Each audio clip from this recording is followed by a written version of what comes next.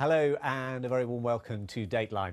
Now, it's been a week in which the threads weaving together the Middle East have become more visible and perhaps more taut. The United States and its allies, grateful for Iranian support in the fight against Islamic State, have cut at least an outline deal with Iran over its nuclear programme. But that's alarmed Israel and Saudi Arabia.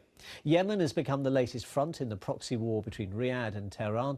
Further south in Kenya, the massacre of students by Al-Shabab is a reminder that Islamic State is not the only militant group in the business of destabilising countries.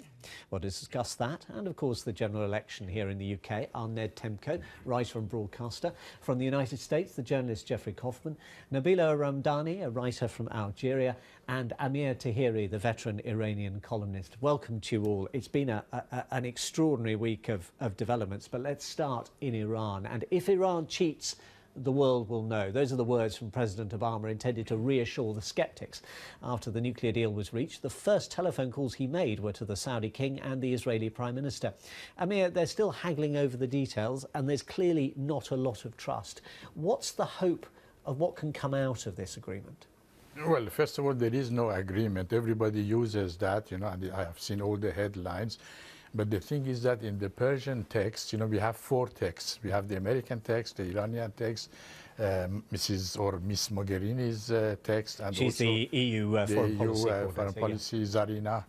And we have Mr. Fabius's text, who is the French foreign minister, and so on. And they are of different sizes and shapes. I have the numbers here, if you like. The American text is 1,318 words. The Persian text is 522. The French one is 290, and the Mogherini Zarina text is 118.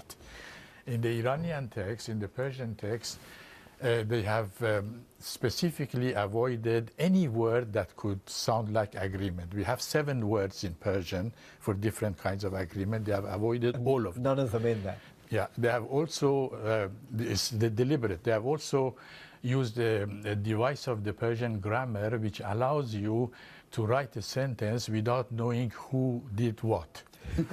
So when they talk of Iran, for example, they say that the number of centrifuges in time will be modernized and reduced from 19,000 to 5,000. But who is going to do it, we don't know, and how long, we don't know. But when they talk of the other side, they say that they have agreed, so you know who did it. So then you have the statement by President Obama, which is full of falsehood. We have no time to go in it. A statement by John Kerry, which is completely out of this world and bears no relationship to what the Iranians say. Wow. And then we have the speech by President Rouhani, who said that the sanctions will be lifted the same day we sign, which is 30th of June. And clearly, Jeffrey Kaufman, that is not what the Americans think has been signed up to, certainly on that business of the sanctions and how quickly they would be lifted. This is something we haven't seen very much recently. This is old-fashioned diplomacy. And in this kind of diplomacy, you have to win, but you can't make it seem like the guy on the other side of the table has lost. And that's what we're watching. And that's what those different word lengths really refer to. In many ways, Obama has a harder sell because he has a hostile Republican Congress that really hates to see him win anything. And yet, this is potentially his most important legacy. Yeah, I very much agree with that. I think on the surface this is clearly a very optimistic development, not least because Iran has been viewed as an international pariah for decades and certainly since the 1979 Islamic Revolution. And Obama is right to call the framework deal historic, not least because it could end a 13-year nuclear standoff. And it also shows that diplomacy can work in the face of the most contentious international problems, and world leaders are right to express optimism. But I think it was also inevitable that the most severe criticism would come from Benjamin Netanyahu of Israel. He really is the hawk's hawk, somebody who believes that the answer to everything is war, effectively. You just have to look at how he murdered 2,000 Palestinian civilians in his Gaza offensive last year.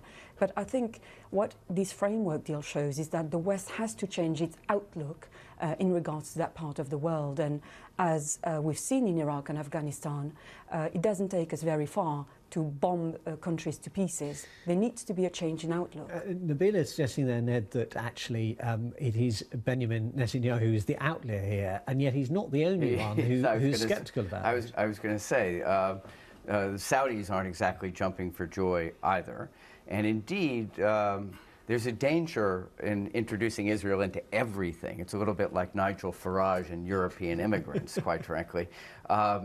Beyond the Arab-Israeli conflict, there is a serious fault line between Shia and Sunni Islam. There are historic problems. This is a difficult region. And I actually agree with Nabila. This is potentially an optimistic moment in the sense that negotiation, diplomacy seem to have worked. I would be cautious, not least because of all these various drafts, for a number of reasons, not least, you quoted President Obama as saying, if Iran cheats, we'll know it. One of the great problems, and not just for the Israelis, for the Saudis, for the French to a certain extent, is let's say this agreement is implemented and Iran does cheat. You may know it. The question, the concern for the Saudis and the French is what do you do about it then? This very complex international team will not reconvene and do anything about it. Amir, is that why the Iranians are so relaxed about some of these conditions? Because there is quite a lot of room for manoeuvre, as they would see it, and they might even point to the precedent of Saddam Hussein, who frankly kept the international nuclear inspectors dancing for years over this question of verification.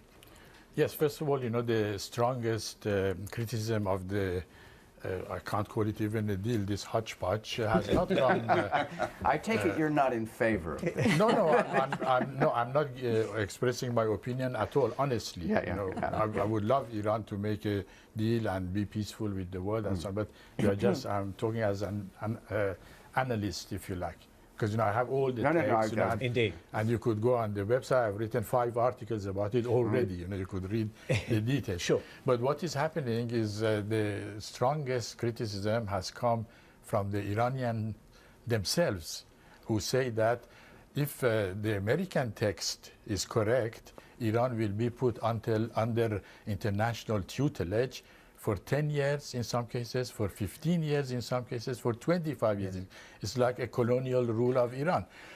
And this does not feature in the Iranian text at all. You know, there is no mention of it. So somehow these things have to be squared by June the 30th, which is the final so somebody is lying to somebody. You know, there is no doubt about it. And, you know, for example, the American text says the Iranian nuclear sites will be under supervision and inspections and so on. They name 4 sites. There are 17 sites on the map of the International Atomic Energy Agency. So it means that most of them will not be inspected.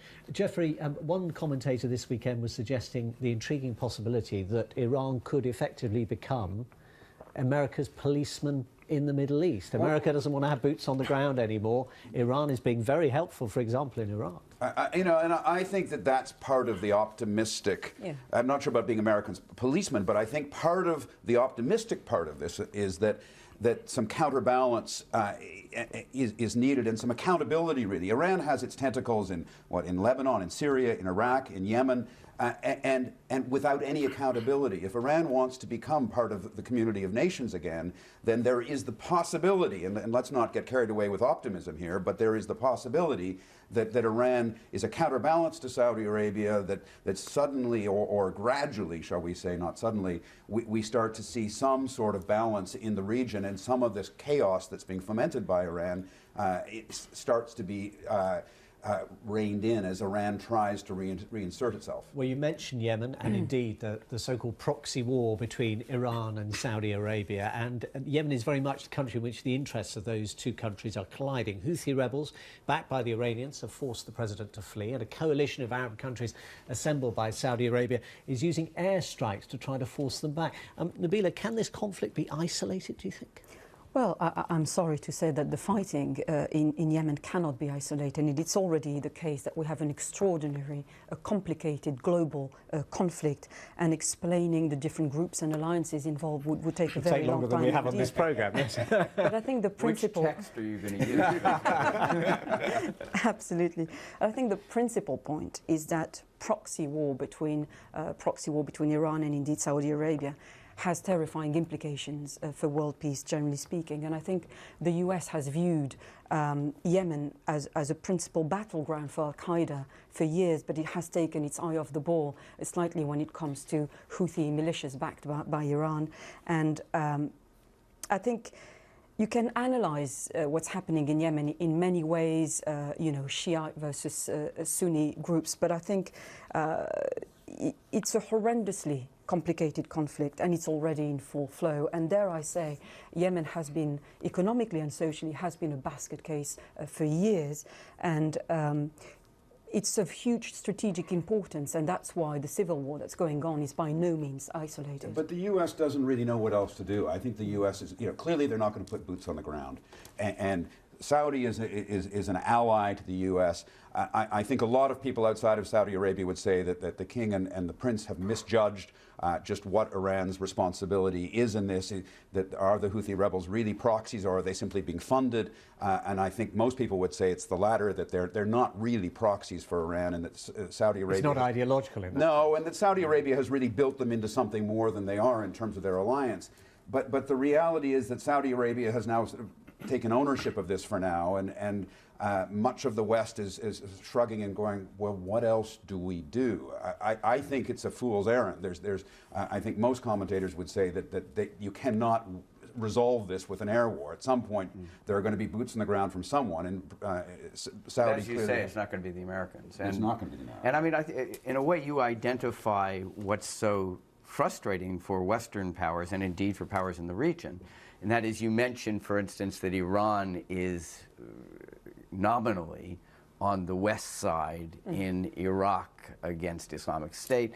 You can choose country by country, and sometimes the interest of the United States and the West more broadly and Iran are perfectly consonant. Sometimes they're opposite.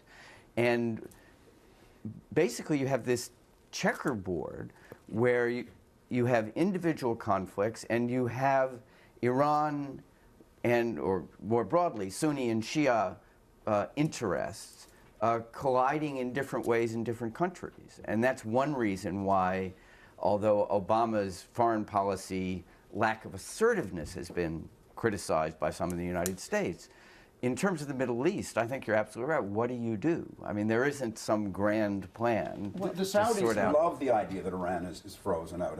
I think that is that not clear that they love being the ally, and the idea that Iran as the Shia state is also going to be an ally threatens them, particularly because of what we were talking about earlier, that Saudi feels very much realistically threatened. Iran and the United States in the near future are not going to be allies. Absolutely, but if this works... I would qualify that, precisely because the Yemen crisis threatens everything from oil supply to traditional Western alliances. I think that's why this rapprochement between the US and Iran is so important. And I agree with you, Jeffrey. I think it's potentially one of the greatest achievements of Obama in terms of international policy. I think we should come back in several years to test that. But he's got a lot of things wrong in terms of his foreign policy, but I think his framework deal with Iran is potentially, a very important... the only other one is Cuba, but we'll talk about that. Let's leave Cuba for another day. But Amir, just from Tehran's point of view, what is the benefit for them in even being seen as being a player in Yemen? Does it change how the world's level of respect for Iran? No, Iran was drawn into the Yemeni thing, like the former Soviet Union was drawn in lots of conflicts because somebody, came up to them and said, we are comrades and so on, we are going to make a revolution. Like in Afghanistan, the Soviets, I can assure you, because I covered it firsthand, the Soviets did not want to intervene in Afghanistan, but, there was a communist coup, they got involved. And but the perception, say, in Riyadh is that actually this is Iran deliberately tweaking Saudi Arabia's tail. You don't think that's fair? No, because Iran has, Iran doesn't have any interest in Yemen. Even in the time of the Shah, we had 2,000 troops in Yemen to train the Yemeni army and things like that. And before that, we were involved against Nasser when, he was trying to dominate North Yemen and so on. And we were afraid of the communist South Yemen in the Zofar war. There is a long history of it. But at the moment, Iran doesn't have any particular history. And, well, except that it backs the Houthi militia. Yeah, but, the Houthi militia have imposed themselves on Iran, and not the other way around. The Zaydis, of whom the Houthis are part, are not Shiites, contrary to what everybody says. It's difficult, there is no time to explain. To get into the detail of that. The differences. But, it's Shia, Sunni, and so on. On block, it is not true. So it is a big mistake by Iran to get involved in something that it doesn't understand. One of the striking things this week, of course, was that terrible massacre in Garissa in Kenya on Thursday. And Al-Shabab's president is a Somali group. We've got Kenyan politicians this weekend saying that Somali should effectively be deported to Somalia because of the threat they pose. You have a group like Al-Shabab saying Muslims are being threatened in Kenya. I mean, the Shia-Sunni division set against those kinds of groups that are emerging will seem to some irrational. Well, it's self-evidently irrational, and in the case of Kenya, I mean, there's two issues in the Kenya thing. One, tragically, it seems that there was warning, and there's an increasing number of reports suggesting that the Kenyan authorities and possibly even some university authorities had prior warning that there might, specific prior warning that there might be a terrorist strike. But the broader issue is that whenever you have weak or non-existent state authority and civil conflicts, in this case between Kenya and Somalia, and ironically with Al-Shabaab, which is in pure military terms probably weaker due to a series of drone strikes and all this other stuff, the response is, sadly, it's not that difficult to go in and murder savagely lots of innocent people, and that's what happens. Yes, sadly, we once again have another meticulously planned attack on a soft target, and that is becoming horrendously common around the world. But I think it's all part of a demonic terrorist group trying to desperately grab the headlines to, draw attention to the fact that they simply want to destroy people, and in this case, Christians. And I think it's a global problem of epic proportions, and the Kenyan government definitely has to work with the international community to try and buttress its security system and indeed its intelligence and resources to fight terrorism. It reminds me, not so long ago, the shooting in the museum in Tunis. It's the same kind of random act that has huge consequences, not just in terms of a climate of fear, but also for these struggling economies to get international investment, tourism. It is just a huge, in so many ways, it undermines everything they're trying to build. Well, a few years ago, a book was published by one of the chief theoreticians of Islamic Jihad, Yusuf al-Ayyari. It's called Governance in the Wilderness. It's available in English as well on the internet. You could read it. And the main thing is that we want to create a world, the whole world, in which nobody is safe anywhere unless he or she is Muslim, or unless he or she lives under Islamic rule. And this is precisely, it gives in detail, this is precisely what is happening. If you are Muslim, you are okay. If you are not Muslim, we kill you, unless you submit to our rules. Chilling prospect. So these are but these sadly, groups. Muslims are these also groups, the first victims of that kind of terrorism. Of course, yes, because they say you are kuffar, you are not good Muslims. The only good Muslims are us, and otherwise we kill you. Well, the massacre in Kenya, further revelations about the co-pilot who crashed a passenger plane into the Alps. These stories have overshadowed the first week of campaigning in Britain's general election, even here. Yet we're told it's the most unpredictable for years, and one which could result in weeks of haggling after polling day as the parties try to form a government. The uncertainty has provoked wobbles on the money markets. And Geoffrey, what have you been telling your readers, folks, back home? Well, I think that for Americans to look at 7 people in a debate, it's like a Republican primary. So it's like a primary, but you know, American politics is ultimately... This is the leaders' debate that was held in Britain on Thursday. Right, you know, you see 7 people behind podiums. 7 million people watched it. But you know, in America, in the United States, it's a binary system. It's an either-or, Republican, Democrat. And you know, there's always talk of, can we get a third-party candidate? Well, here you've got 7 parties, and clearly only 2 have a chance at being a prime minister. But I think that, you know, my conclusion is that those peace negotiators in Switzerland who've been working on Iran might want to make themselves available in early May to come to Whitehall to try to broker some sort of coalition government, because it seems pretty clear that if the election were held today, the UK is heading for some sort of coalition again. Ned, you used to write on British politics. Are you rather missing it when this kind of election is taking place? Well, it was simpler when I was chief political correspondent of The Observer, and that this was pre-coalition. It was in an earlier, simpler British age. But yeah, I do miss it. This would be a nice election to cover. And the televised debate was kind of a mix between a sitcom and high Hollywood drama. But I think when you get down to kind of political strategy, I think, ironically, almost all the leaders will think they came out okay. No one made a huge killer gaffe. No one got in any I don't think Farage did so well. I think he pandered to his most... possibly. His smallest audience. It's Nigel Farage, leader of the UK Independence Party. But I think he made a very ungenerous comment about people with AIDS coming and using the National Health Service here in England. Ungenerous is an understatement. But anyway, for Miliband and Cameron, for the 2 principal party leaders, they escaped more or less unscathed. The big surprise, and at least for me, was Nicola Sturgeon, the SNP, the Scottish National leader. Who isn't even standing for election this time. She's got a full-time job up in Scotland running That the is until Scotland becomes independent and we all move. Nabila? Well, actually, it amused me to see that the people who seemed to do best following the leaders' debate this week were a woman who doesn't want to be part of Britain, Nicola Sturgeon, and a heckler in the audience who effectively impressed by effectively rubbishing all the party, the leaders of the different parties, and both were applauded for effectively holding a nihilistic view of Westminster democracy. And this, in my view, highlights the level of cynicism involved, and is probably why the electorate is not in a position to back any governing party.